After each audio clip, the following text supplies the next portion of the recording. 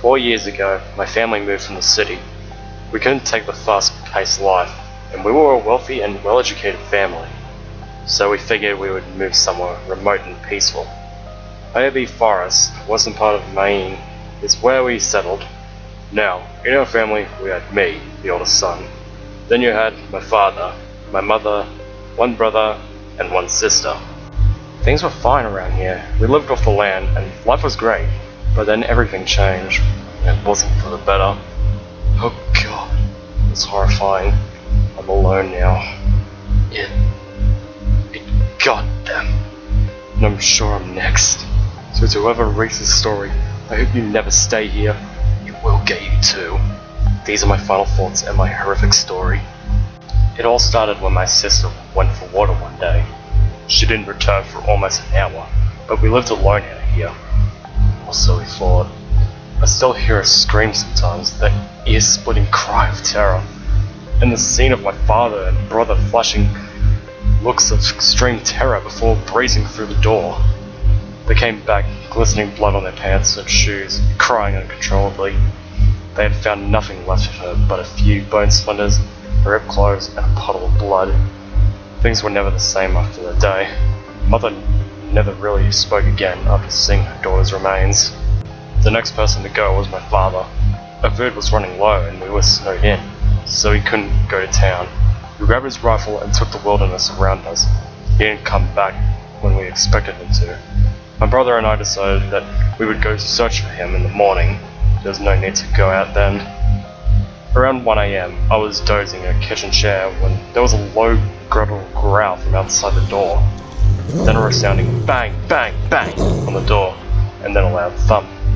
A flash of a mottled black-furred creature on 2 hind legs sprinted past my window. That set me off. I screamed at the top of my lungs until my brother ran to me and asked me what was happening. I recounted the story to him, and he grabbed a rifle and handed me one. Then motioned silently towards the door. He made to open it and cracked it open very slowly and gasped in fear. It was our father, or what was left. His corpse was mangled to extreme lengths. Arms were gone, eyes gouged out, and he was covered in claw marks that dripped crimson. My brother collapsed in horror and shut the door weakly. No one left the house anymore. My mother still never spoke. She just would weakly nod or shake her head to communicate, if even that. My brother would break down at anything that reminded him of our lost family. But what I realized is that whatever that thing is, it's not stopping until it has killed all of us. I feel it. A few weeks had passed. We lived in fear. The nights we would hear those horrid growls, and we would make sure no one fell asleep that night. Instead, we would stay up with guns in hand until daybreak.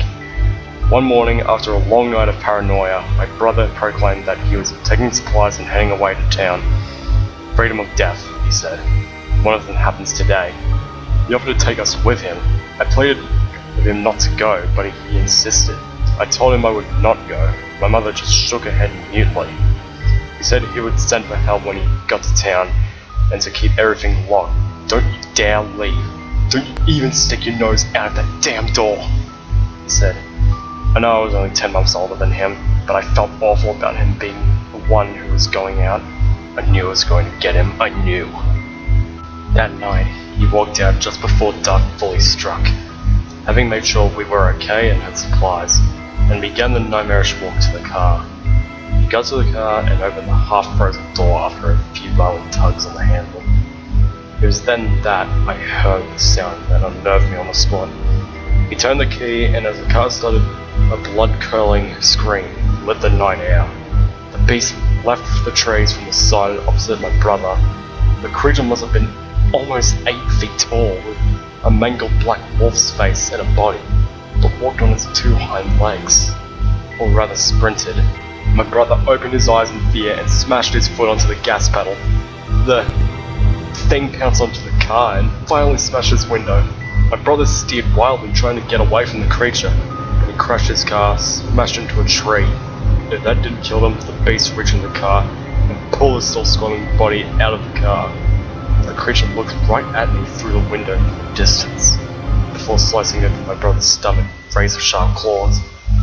Blood dripped from his body, and he went limp. The creature walked slowly towards the door, knowing he wanted me to fear him. He knew I was frozen. It reached the door and I hugged my rifle tight. There was a thud and another 3 bangs, although they went slowly this time. Bang, bang, bang. Then it screamed its chilling scream, that of a banshee, and stampeded off to the woods. I couldn't open the door to retrieve my own brother's remains. I haven't slept since then. I just watched the door and listened for him, waiting for him to come back. It's just me and my mother now. She doesn't eat or sleep or drink. She hasn't moved from her chair in 3 days. Until her death. I think she never moved again, actually. It was a long night. 4 days without sleep. I heard the growls every night since my brother's grisly demise. But tonight, they were louder. It was tonight he would attack. I knew it. I loaded my rifle and waited for it, thinking he would come through the door or the window in the kitchen. I was wrong.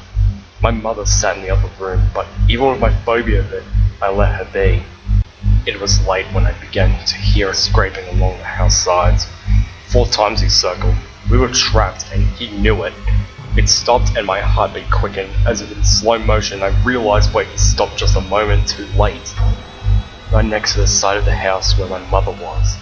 I knew my fears were true when I heard the disheartening sound of the window shattering in the other room. I was rooted. I heard the beast call and dropped to my knees. I saw him walk to my mother and in one stroke took her throat and within a heartbeat her chest.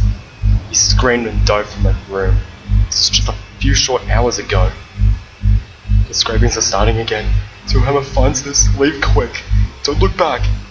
Oh God, the scraping stopped. I don't have long. These have been my final thoughts, and the last ones I'll ever have.